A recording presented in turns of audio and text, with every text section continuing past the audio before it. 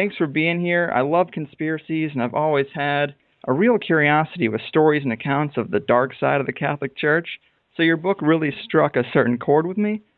But something I want people to understand is just how much work you really did on this. The book is full of sources and copies of official documents and handwritten letters.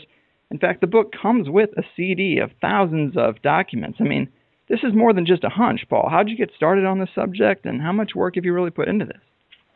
Oh, well, I didn't realize it at the time. I just read Charles Chinekay's book, 50 Years in the Church of Rome, and I believe it was in the spring of 1986, and I was so surprised by what he said that I just became very, very curious about him, and I started to research. I wrote a few letters, and then I got some replies back, and that's what started me. I just wanted to know who this man was, and what sort of credibility he had, and I had no plans of doing anything when I started. I was just curious. Man, that's so interesting. Let's talk about this priest, Charles Chinekay. He's a friend of Lincoln and the first to publicly accuse the Catholic Church for his murder, and in his day, he was immensely popular with the people, but he wasn't big on blindly following authority, which bruised some egos in the Catholic hierarchy. But where did his break from the Catholic authority start? Well, he said in his autobiography that he grew up in Quebec, and he learned the Bible at his mother's side, and he very much enjoyed reading the Bible. And then his father died, and he ended up under the care of an uncle, and he decided to study for the priesthood. And as he studied for the priesthood, his independent thought and his knowledge of the Bible made him question things that he learned, he was taught, and then, but he had problems with things like obeying what his superiors told him, regardless of what they told him, and things like celibacy and things like that. But he still wanted to be a priest, so he took his vows, but he still had this independent thought, and that's what continued with him, and he persuaded roughly half of Quebec in the mid-19th century to give up drinking. He became concerned about the effects of alcohol for individuals and society in general, and he established a temperance society, and was tremendously successful. And his portrait was in most of the households in Quebec for his work that he did, and he was recognized for that. And then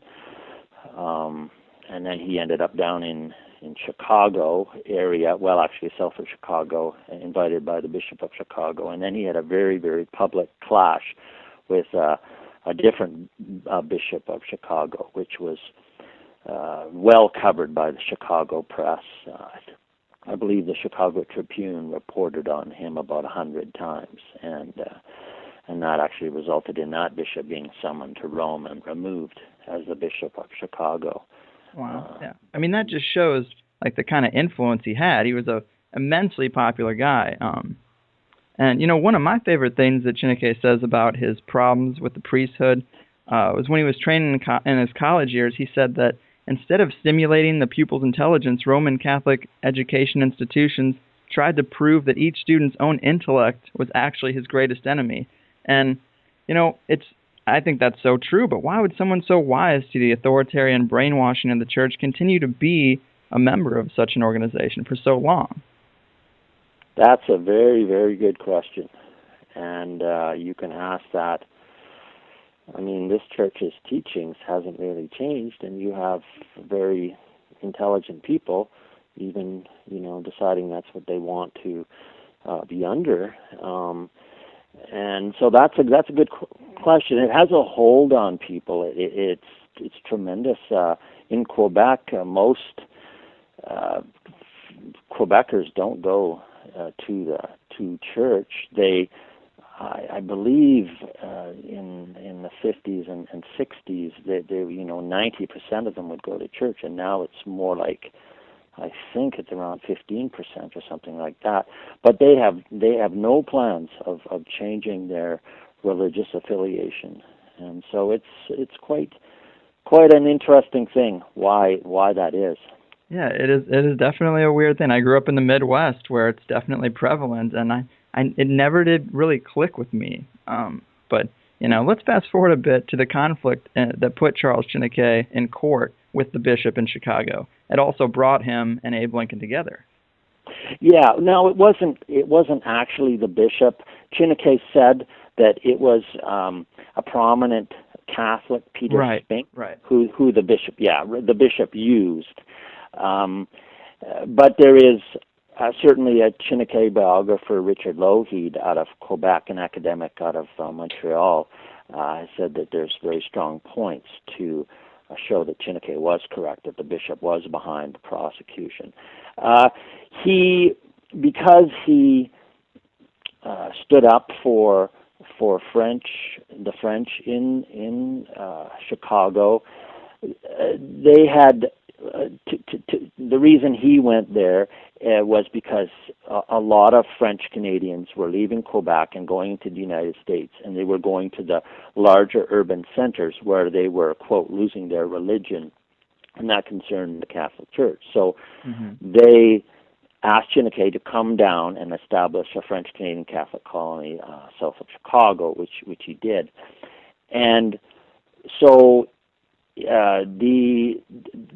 but for some reason, the bishop, he was invited by the second bishop of Chicago, Vandevelde, but then the succeeding bishop, Anthony O'Regan, an Irishman, seemed to have a real problem with the French and with the Germans, and essentially took the French's church away from them, the building, and rented it to Irish Catholics and things like that, which outraged the French. And Charles Chineke was willing to stand up to him. And actually it drew the attention across the United States that this bishop was being, this priest was standing up to this bishop and refusing to back down from him. And so the bishop said, I would give anything to the person who would get rid of this Chineke, who causes me more problems than all the other priests combined. What would Jesus do, right? Well, exactly. Yeah, good question. Yeah. I mean, they study the teachings for so long, and then you find out that it's just really it seems more like just a secret society of people who are power hungry that don't really believe what they're teaching. But one question I had, which you bring up that quote from him, is that instead of dragging Chineke through dozens of court battles for so long and bringing up, 70 false witnesses, most of them priests, why go through all this publicly when you could just kill him early on? Kill Chineke? Yeah. Well, he was still a Catholic priest. He hadn't left the Catholic Church at that time. And he had friends in the Catholic Church, people that he still looked up to, and I think it was very, very late in the game. He left the Catholic Church in 1858. The court battles that Lincoln took part in were in 1856, and there was right up to pretty late in the game as far as him being part of the Catholic Church, or quote. He still had people that he was friends with, and the people, and people like that. Protected him. Yeah, well, he, and so maybe the church wasn't thinking about that yet. Or this organization wasn't thinking about that yet, but certainly he reports that after that there was many attempts on his life. And we should say that during these court cases, Abraham Lincoln was his lawyer. That's kind of what brought them together. And apparently they developed a pretty rich friendship, wouldn't you say? I would say very much so. I would say that there's strong evidence that Charles Chineke was Abraham Lincoln's best friend, and which is pretty amazing when you consider what a towering figure Abraham Lincoln was and is. Mm-hmm. Lincoln said that because Chineke had left the Catholic Church and he had been there, Lincoln wanted to know about the influence of the Catholic Church in the Civil War, and so he consulted with Chineke about what was really going on, what things meant. Mm-hmm. The letter of the Pope to Jeff Davis. Right, that's a really interesting thing. Yeah, I mean, a lot of people aren't aware of this stuff, and it appears to continued to be carefully suppressed. I mean, I feel that I have now run into some, it appears to me to be censorship. I was going to ask you if you've run into that because, there's a lot of corruption that goes on and a lot of things are buried and redacted, and we're dealing with something that's about 150 years old. A lot of the information, if it hasn't been burned and destroyed, is probably heavily guarded. I mean, did you ran into a few roadblocks then? Well, it's been more after the book was published. I don't think my own family didn't know what I was doing, actually, most of them. Really? I guess I kept it fairly close. There's a few people that did. And it made my life a little simpler for me. People thought I had a girlfriend in Chicago because I was down there all the time, but I was doing this research. But I don't know that I found too much difficulty before, but afterward, now that the book is out, there seems to be some real heavy censorship. Charles Chineke was a major Chicago figure. Mm-hmm. The Chicago Tribune put the notice of his 80th birthday on the front page. Now why do they do that to somebody who doesn't matter at all? Right. How many Chicago figures have gone on to become world famous? I think there's a very small handful that you could say that. Yet, the Chicago Public Library has no books by or about him.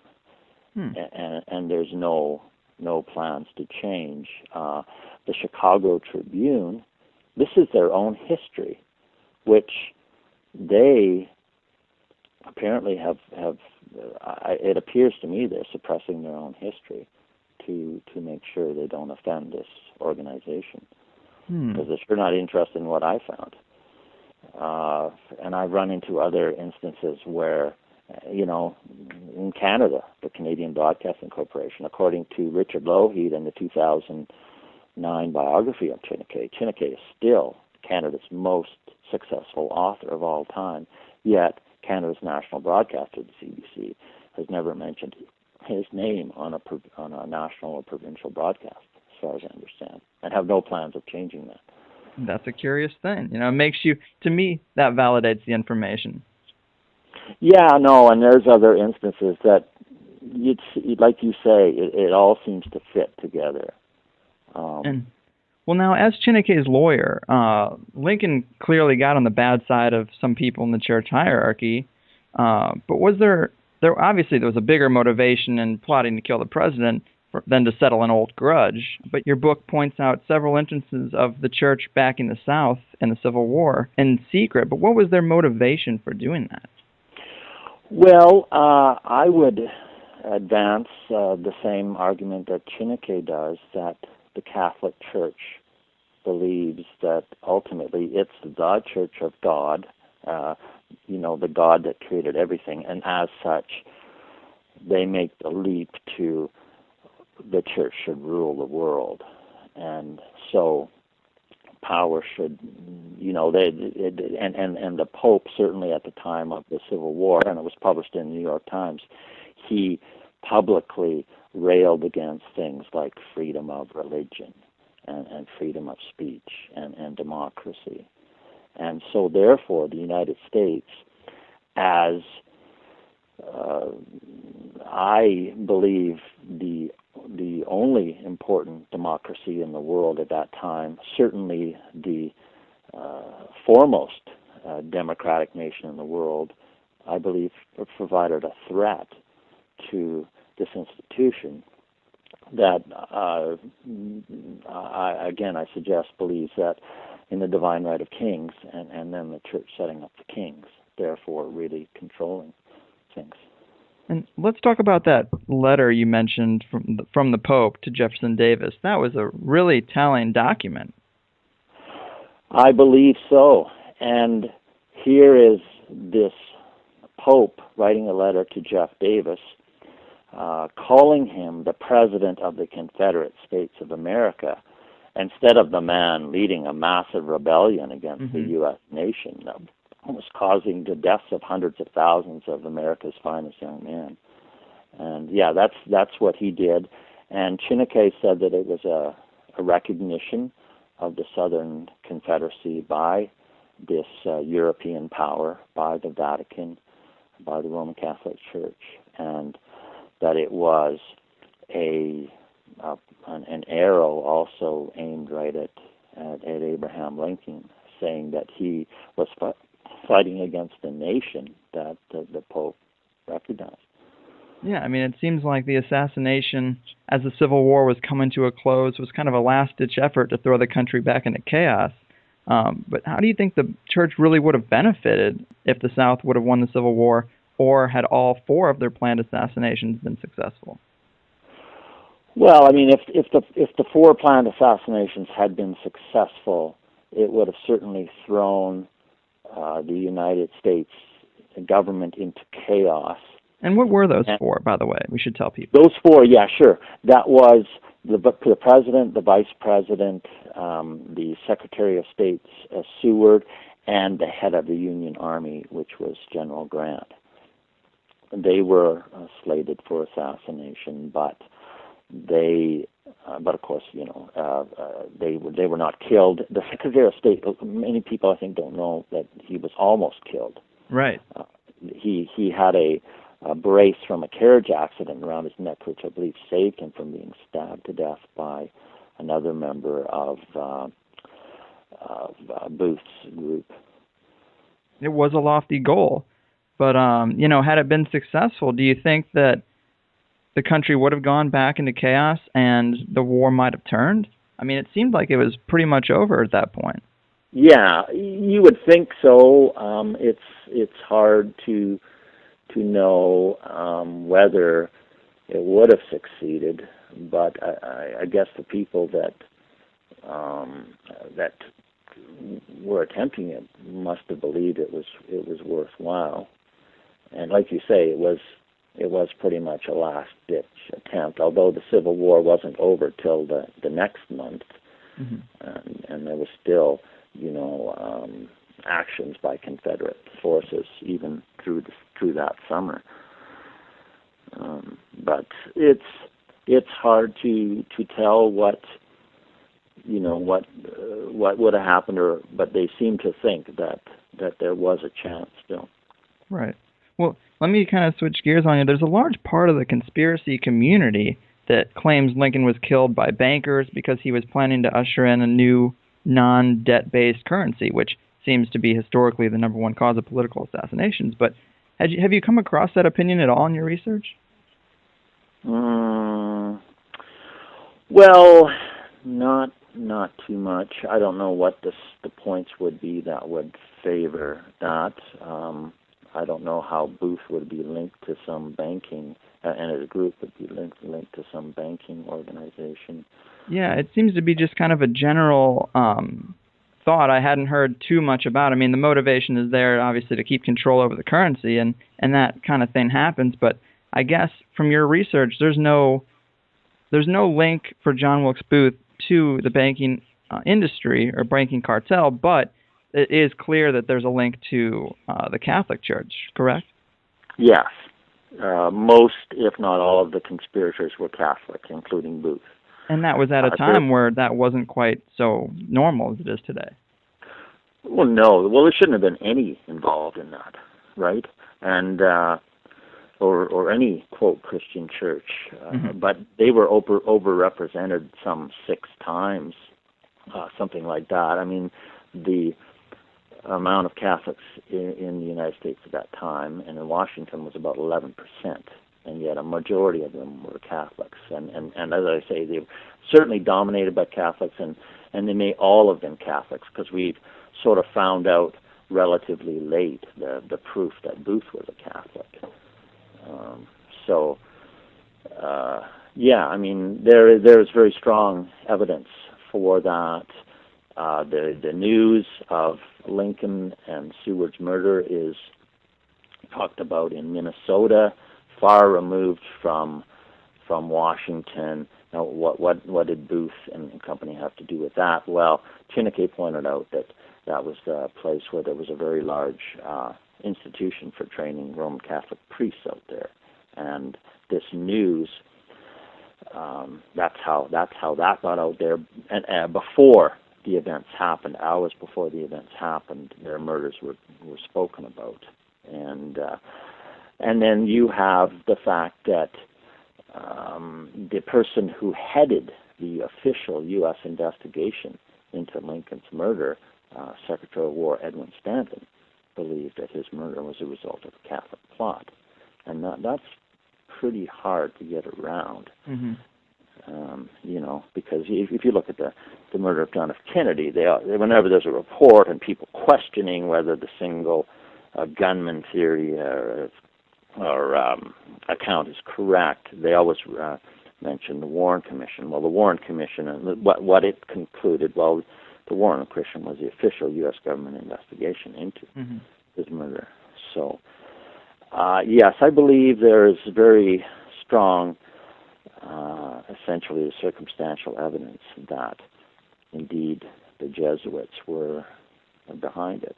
Yeah, I mean, you mentioned this. It's, to me, one of the most interesting bits of evidence in the book is the account of Reverend Francis Conwell, because it's a classic slip-up situation. And you'll see this in the details of a lot of conspiracies, actually, 9/11 most notably, that certain channels seem to be reporting the news of a tragedy faster than should be possible. And the Lincoln assassination is no different. Tell us kind of what happened with Francis Conwell. Well, Chineke met him in Chicago. Well, see, Chineke, when his friend was murdered, and he had warned Lincoln to be on guard against assassination attempts by the Jesuits. So when his friend was murdered, he started his own investigation, which he spent 20 years doing, published 20 years after Lincoln's assassination in 1885. Mm-hmm. And he met Francis Conwell in Chicago, and Conwell told him that the day of the murder he was in the village of St. Joseph, Minnesota, at about 6 o'clock in that afternoon. He was told by a Roman Catholic who was supplying this institution there, this sort of a seminary, monastery, I believe, that Secretary of State Seward and President Lincoln had been killed. And it was also told, that information was told in the company of another man named Bennett. And at the time, there were no railroad lines closer than 40 miles and no telegraph office closer than 80 miles. Right. So there's no way that information should have gotten there. No way. Unless, it came another way. That was my thought, because even the next day, he goes to St. Cloud, and he asks the hotel manager, he asks people, he says, hey, have you guys heard about Lincoln being killed? And they're like, no, we haven't even heard about it. The next day. And that shows you how slow information traveled at that time, but it is pretty damning evidence that, the Roman Catholics seem to have this channel of information a little faster, and that would seem, pretty normal if you were concerned about your plot being successful. Yeah, and it was, and I've looked into it, and this was St. Joseph, which was essentially 100% Catholic village out there in Minnesota. And as you say, what is that information doing out there? And Chineke got affidavits from all the people responsible. They're down in black and white in their own words, which I have most of them reproduced in the book. They are held in the Chineke collection in Ontario, Canada. But he got it down in black and white from these people, sworn before notary public what their experience was, and the person who gave them that information, a Catholic, he refused to make a statement down in black and white, and he claimed that he couldn't remember who gave him that information, and he had all sorts of different stories as I go through in the media, and and Chineke said, well, the reason that he could remember this stunning news but can't remember who gave it to him was because he was told by the priest not to reveal his source. Right. Like I said, it's a kind of a classic slip up. I mean, the parallels to 9/11, whatever your thoughts about it, are pretty apparent, because I mean the two instances where that George Bush said that he saw the first plane hit the building on television, which wasn't the case. There was no footage of that unless he had a closed circuit TV that no one else could see. And then the BBC was reporting that Building 7 had fallen when it was standing in the background of the reporter. I mean, whatever your thoughts of who's responsible, these are facts that are verifiable on YouTube, especially the second one. You can see the reporter giving the message that the building had fallen while it's standing in the background. But, so yeah.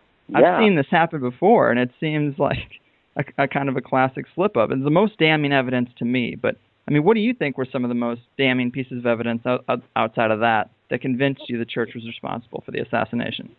Yeah, I would just say that, well, there's a long line. Certainly the amount of Catholics that were involved in this. John, did you see the movie? There was a movie, Robert Redford did a movie last year called The Conspirators. Yeah, Conspirators, yeah. And that's stunning too, because the movie itself that your average person would go to see is saying that she's innocent. Yet he produced a documentary sort of DVD as well, where he consults with the experts, and they all say she was guilty. Right. And it's just stunning, sort of total disconnect between the facts, and it's produced by this man who went to, I don't know if he can profess it to be a Catholic, but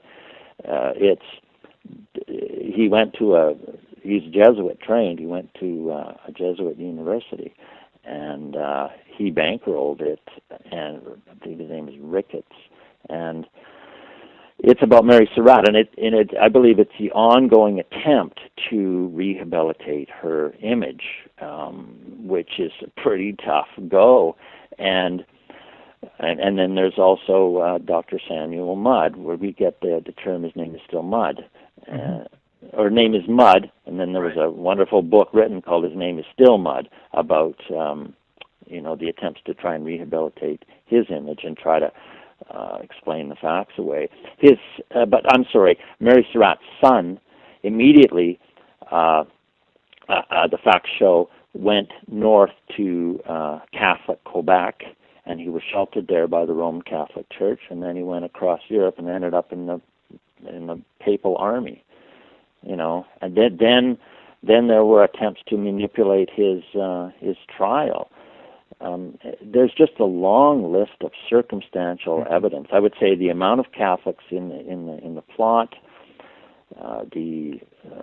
Chineke reported that was Mary Surratt's boarding house was both the Jesuits, priests, and the conspirators' common meeting place, because they were telling them why they needed to do to murder these people. The fact that, as you say, what happened in Minnesota. Edwin Stanton's view, the person who headed the official U.S. investigation, his view that it was a Catholic plot, again, I think is very powerful. But there's certainly smaller sort of other information that, again, points. It's sort of when you look at the actual evidence, like you were mentioning, not what somebody's advocating, but what the evidence is, point by point. There's a long line of circumstantial evidence that points unmistakably to that source, I believe. And also in your book, I mean, you wrote about whether it be, most of it being coming from Chinekei's book, 50 Years, there seems to be a lot of corruption in the Catholic hierarchy, a lot more than you would think for an institution that is built around principles of love and happiness. I mean, were you kind of shocked at the amount of little scandals that were going on in the Catholic Church? Yeah, I was. I was surprised, and I, I'd heard lots of negative things about the Roman Catholic Church, but I also like to be able to. I mean, I don't want to lose arguments, so I want to have the proof for things. Right. And I mean, to know that in the 50s in Mexico that Protestants were being raped and beaten and lynched by Catholic mobs, to know that the Vatican Bank, to bring it more up to date, has been again and again linked to money laundering and other financial crimes. Right. I mean, it's just. I mean, there's actually I think a butler on trial right now in the Vatican for the crime of reporting information about the Pope, and he's quoted as saying he's afraid for his life. Yeah, I had heard that. Like, this is a supposedly Christian church, and he's afraid for his life. Mm-hmm. I mean, so I guess I was surprised in some cases what I found.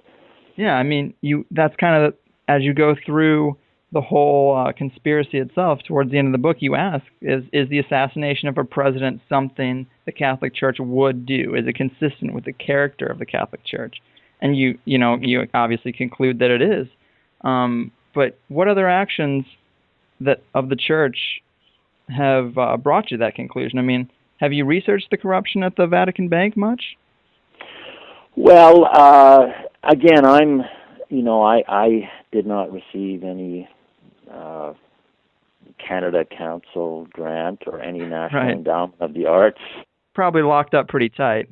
Yeah, it's been on my own dime, and so I've been limited. I mean, people always thought, oh, you're going to Washington, and oh, you're going to Chicago, and you have a nice vacation. No, I wasn't on vacation. I was in these archives and libraries, and then in the evening I was reviewing what I found. So I kind of was concentrating more on what Chinekei's allegations, so I didn't have a whole lot of extra time for looking at other things. But certainly, David Yallop's book, In God's Name, you've perhaps read that, about his allegation that John Paul I was actually murdered in the Vatican because he was going to clean things up. So this does seem kind of consistent with the character of the Catholic Church. It does. Yeah, it does. And unfortunately, at this point, they seem to have a lot of friends certainly in big media who, do their best to try and shelter them, to suppress any information that would be negative, and I think that's really very corrupt in itself. Of course. I mean, even the movie you mentioned, The Conspirator. I mean, you have a book that comes out and people start talking about it, and then here comes the Hollywood unlimited budget to come and say, well, let's nudge it back in our direction. And even if there's a documentary on the very same DVD that claims our documentary is bullshit, or that our movie is bullshit, no one's going to notice. They're looking at the bright lights, and they're going to hear the big picture, which is don't pay attention, let's just move it along. Yeah. I mean, I have friends who've kind of know what I've been doing, and they say, boy, it must be incredibly discouraging for you to work this long on a book and to do your homework, and then to be sort of slapped down by major media who you would think would be interested. Right. And then you get people who apparently spent very little time in libraries, so writes books on Lincoln, and they're lionized and things like that, and they get a lot of very large sales. But I guess it's just one has to keep plugging away. Right. It seems like if you get ignored, that's pretty good evidence that you might be on the right track. Well, yeah, like just for instance, I could be completely wrong, but Ford's Theater has 2 bookstores. One is run by the National Park Service, and the other is run by a company that also supplied the Abraham Lincoln Presidential Library Bookstore and the Chicago History Library Bookstore and others. And I went through the process. I'm here in Western Canada, and I went through the process with this company that supplies all these different ones, and even got an IRS tax number. And we had talked about, they got the book, and this lady was going to, get 8 or 10 and try them in the Ford's Theater and just do a test thing and everything like that, and back and forth. And then when that's all done, I hear absolutely nothing. And, and the same with the Park Service. I've communicated with them. Now I can't get an answer from them. Right. And, I suggest very possibly they don't want to tell the truth and they don't want to tell a lie. Mm-hmm. So they say nothing. Fair. That's, it's a common thing, common thread. Yeah. But I spent, all this time on it, and actually I'm not planning on going away. Going back to the character of the Catholic Church, one thing you do write about also is the Magdalene laundries, which is something that I hadn't heard about before. But how was the Catholic Church involved there, and what were the Magdalene laundries? Well, there was a movie, a documentary put out about it, which I saw, and I think that, I'm sorry, there's so much information. I don't have all of it to write. But I think it was about 8 years ago, if my memory serves me. And it's just a stunning thing that they had this sort of a system of essentially slavery in Ireland, where women who were thought to be morally sort of fallen were essentially committed by their families. And they were in this system of slavery to I guess, do laundry and things like that, and and suffer abuse. And this documentary finally came out because it had been, the discovery of hundreds of unmarked graves had caused this to come out, and these women that were considered moral criminals were given life sentences, and the last of these Irish convent prisons were closed in 1996. Yeah, not long ago. Not that long ago. And it's interesting, it's very interesting that Ireland was one of the most Catholic places in the world. And it's really, I think, fascinating now that the Catholic Church is essentially out there. And I haven't tracked it down, but I've heard anecdotally that priests are afraid to go out in public dressed as a priest because of the abuse. Isn't that ironic? Yeah, and Ireland. I am sort of working on another work. Oh yeah, tell us about that. Well, it would be about the New York City draft riots. So you do touch on that in this book too. I do. That's correct. And it was really a Catholic attempt to overthrow the Union government, the federal government, by these riots in New York. And so these huge mobs of Irish Catholics were destroying property, killing police and soldiers, and beating black people to death for the crime of being black. And actually, and Chineke talks about the Irish and how kind of slaves they were to their bishops, but that apparently has now changed, which is really interesting. And to get to 9/11, I was in New York 2 months after that, and because I was doing research, and I walked around 9/11, and there's a police memorial.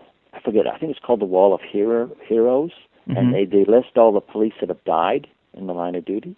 And I looked at that thing, and I said, "There's got to be a mistake, because there was no one in 1863." Listen, I knew there was at least one police person killed, and it's kind of ironic. They were going to actually finally put them on there on like September 26th or something like that.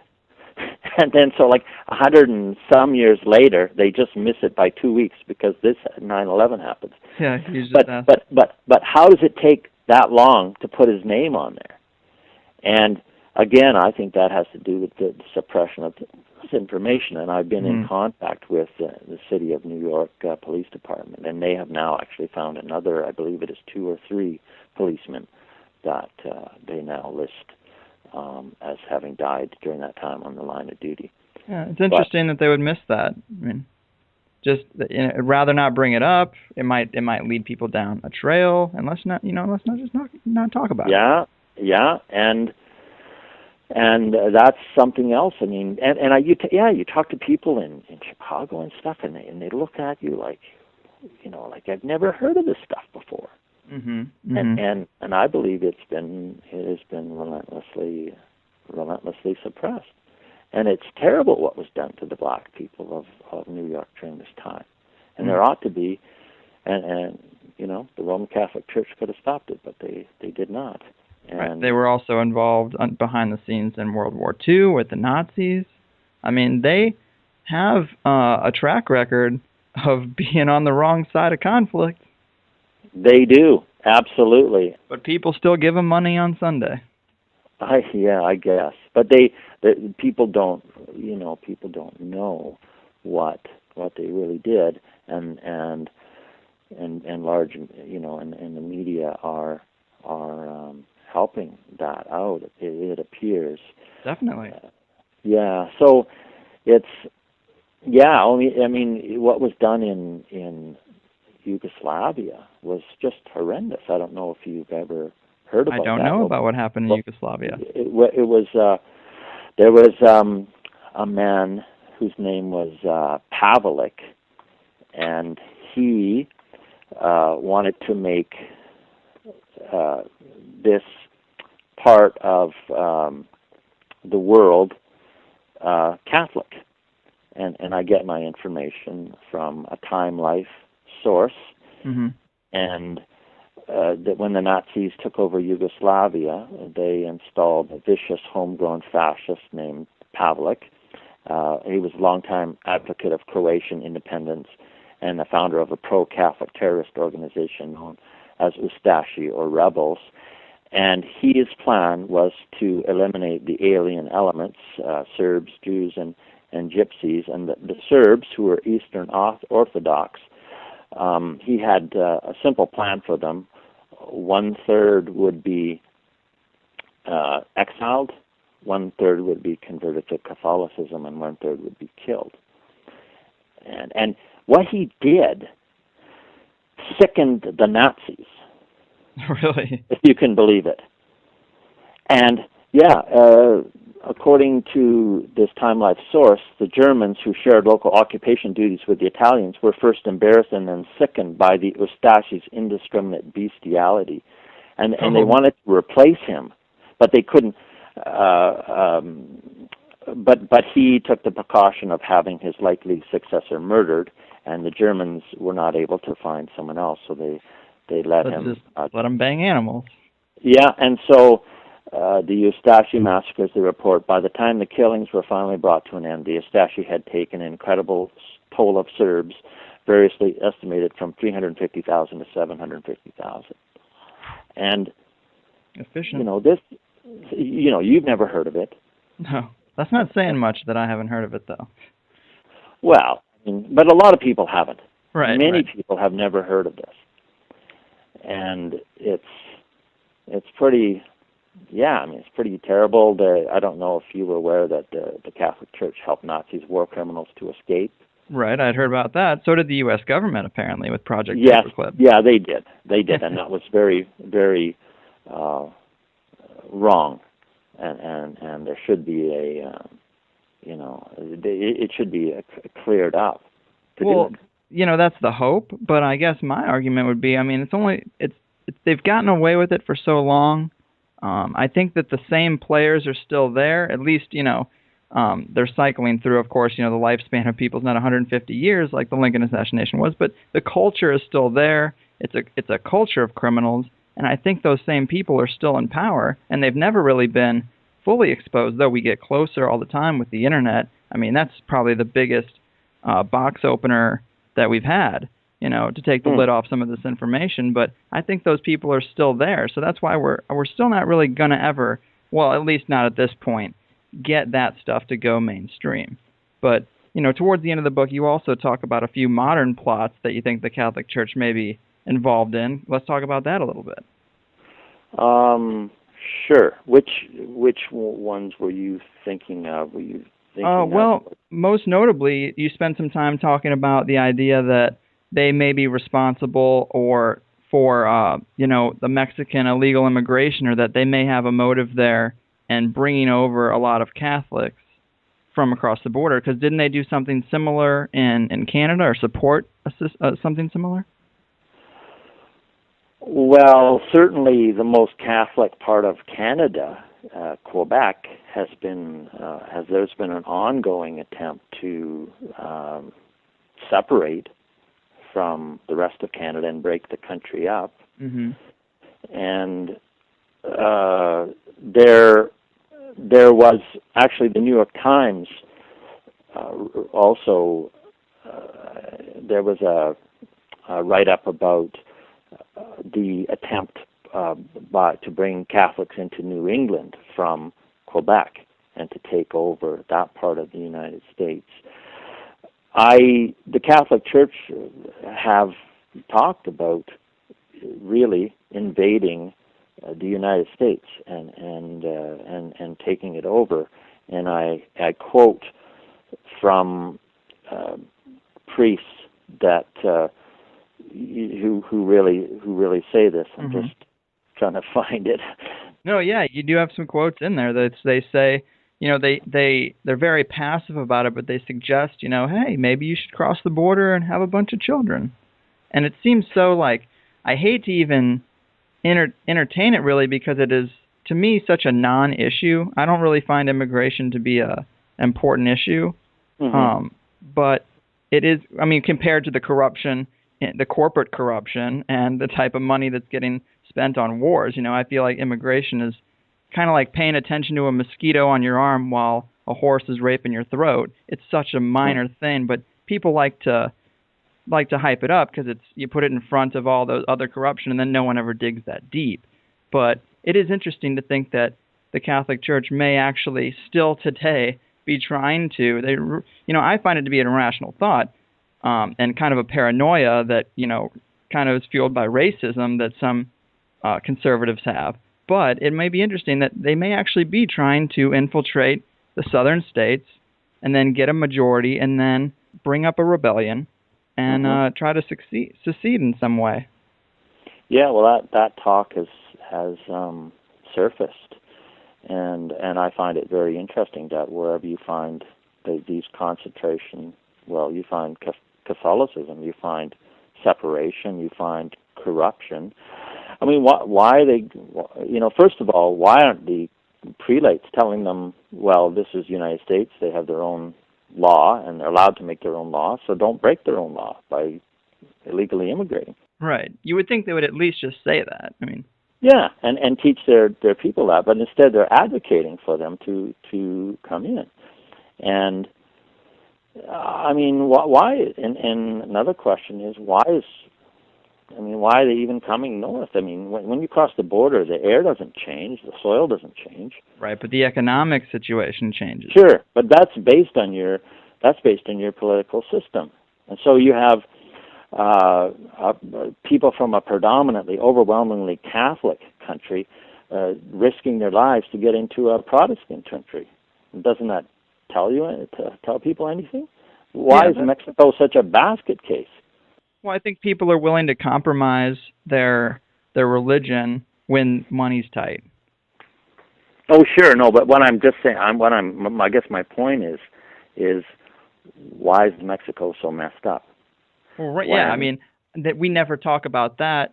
We always talk about illegal immigration. And is it a serious problem or not, or should we grant them amnesty? But no one ever talks about, hey, we could just make Mexico a little better. We could just help them out, do a little Gordon Ramsay and, get them up to speed, and then we wouldn't have this problem.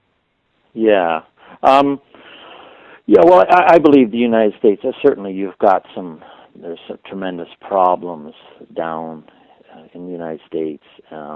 It has been a citadel of freedom around the world and has done historically much good. Certainly, you've got very powerful groups that seem to have tremendous amount of control. That Eisenhower warned about the military-industrial complex. Mm-hmm. And I think you've certainly got some very big problems.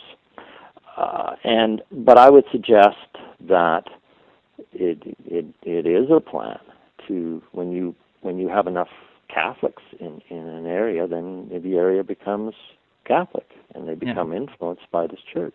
Because you have such a control on their mind, the suggestion that you should rise up. I mean, it's so odd that people just fall for that. Their logical, rational brain just kind of dissipates, and they're just like, well, this is what I'm told to do. I'm just going to go with it. People have been telling me what to do from an authoritarian perspective my whole life. Parents, schools, bosses. So yeah. Mm-hmm. Yeah, and I think it is important for people to use their brains. I mean, that's what God gave everyone a brain for, not to check it at the door of your church or wherever, but to use it. Yeah. Well, you end the book by saying, this is a really great quote from it, but it is this author's wish that this book will serve as a current and timely warning to American patriots that the Roman Catholic Church remains one of the most deadly enemies of the freedoms of the United States, no matter how friendly or harmless it appears to be. And I love that. Is there anything else you'd like to add to or cite to reinforce that statement? Well, I don't know. I thank you for your interest, and you seem to be very interested in the facts. And it's sort of a bit of a refreshing change from some of the, quote, journalists that I've been dealing with. And I would never call myself a journalist. I'm just a college dropout that smokes weed and reads interesting books. Oh, okay. Well, but you're interested in what the facts are and what the truth is. Sure, of course. And that's great, because and I guess I would hope Americans would indeed realize that blood was shed for the country of the United States, for what it stands for freedom, for true freedom, for true liberty. And Americans, you have a garden and you also have to tend it. And I would suggest that indeed the Roman Catholic Church does remain a huge sort of a threat to that. And I would also say that their friends in the media are also in that same category, in my experience. And Americans should very much question what the mainstream media tells them, until the mainstream media stops being in the interest, stops being in the business of currying favor and protecting powerful institutions and individuals. Of course. Do you think that those freedoms are all? It seems to me like kind of the way the Catholic Church at the highest levels is completely corrupt and doesn't care about anything, but they preach, love and happiness, and don't sin. We can do it, but you guys shouldn't do it. It kind of seems like the same thing when we're talking about politicians today, talking about this great freedom we all have, and just everybody wants to infringe on our freedoms. I don't feel on a daily basis all that free when I can't fly on an airplane without 3 ounces of shampoo. Like I said, I have an affinity for a certain plant that, the president also has partaken in, but if I got caught, I'd be thrown in jail. But he has no incentive to, help those people out and stop infringing on that freedom while he uses Harold and Kumar on his DNC ad, which is kind of ridiculous if you think it's a serious problem worth putting people in jail for. But I just don't feel like there's that much freedom. You know, red light cameras. We seem to be pretty controlled, but everybody wants to talk about this great freedom. It seems to be doublespeak once again, to me. Yeah, I would tend to agree with you, and certainly you should be able to talk about things. I mean, if you know, in my own particular case, I'm willing to go away, but only if somebody refutes what I say, not just says, "Oh, we're just not going to listen to you," or just we're going to pretend you don't exist. And like you say, you know, there's a lot of things that really should be talked about, and it seems to be very, very rare that you do get somebody in politics who's willing to talk about them. The only one that I might be able to think of right off the top of my head with my limited knowledge of American politics is maybe Ron Paul. That's fair. That's a fair statement. Yeah, but you know, look at how he was suppressed. He apparently won Maine, but yet nobody looked at it or went back to the count. They just kind of glossed over it, like, oh, you know, he didn't win. Let's go on. Oh, really? Okay. I guess I wasn't aware of that. But well, again, you never can really know. You know, it's just because I feel like everybody's got a motivation. Ron Paul supporters have a motivation to say, look, he actually won a state. Like, you know, we got some momentum. And then, of course, the government has definitely shut him down, not allowing him to speak at the RNC. You know, they have fought him tooth and nail, not given him a fair chance at winning the nomination. I mean, that's clear. But did he really win Maine? I don't know. I'll never see the vote counts. But there's a lot of people that think that when the votes were fully tallied, Ron Paul was on top. But the race had already been declared for someone else. I don't even know if it was Romney at that time, but they just kind of went past it. Wow. I guess I hadn't heard of that. But he does seem to be, at least talking about some things that I think a significant, probably portion of the U.S. population would like to, actually talk about. Agreed. He's all about getting the freedoms back, Yeah, and I mean, you can have a wonderful constitution, but I guess if you think you have the legal right to ignore it, then it doesn't really matter. Which I'm sort of understanding is what has been happening. Whereas, Abraham Lincoln said, "No, I've sworn to uphold it, and I'm going to." Yeah, and I mean, not to get in a big thing about Ron Paul, but he is about freedoms. He wants to end the drug war and the wars overseas, and end the Federal Reserve, which huge. That would be great. That would get us on the right track. But he also wants to remove some of the restraints from corporations, which there's where I think it's a disastrous idea to remove regulations from corporations. We've seen what it does. They are corrupt institutions as well, and they never really do anything from altruistic means. So to allow them free reign on everything, they've already got too much power. I think it'd be disastrous, and that's kind of where I separate from Ron Paul. But we are getting down to it, Paul, and I appreciate you being here. You're a great historian. I stand in awe of all the work you've done. A lot of it has to be very tedious, digging through documents, and I appreciate that there's someone out there who is willing to spend a good chunk of their time doing it so that facts can come forward and we can get down to the truth, So, thank you. That's very kind of you to say. And again, thank you very much for your great interest. I hope there's more Americans that are also as interested as you are. Of course, thanks. And where can people get the book and keep up with you? It is available online at barnesandnoble.com. One can go, and it's also, I think, on Amazon, and it can also be available directly from me, and people can go on my website and read my blog. You can. It's not that easy. What is the address of your blog? Okay. Well, it's on my website, which is www.salamovapress.com. But if you Google Paul Serup, Serup, and Abraham Lincoln, you'll get it. Tons of results. Have you just tried it?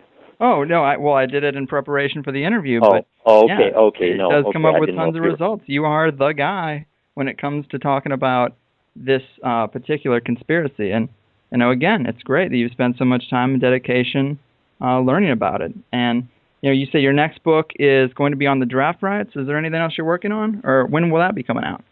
Oh, well, 20 I'm years? going to work. No, I hope not. I hope not. Although it takes way longer than you think to write a book. But Sure.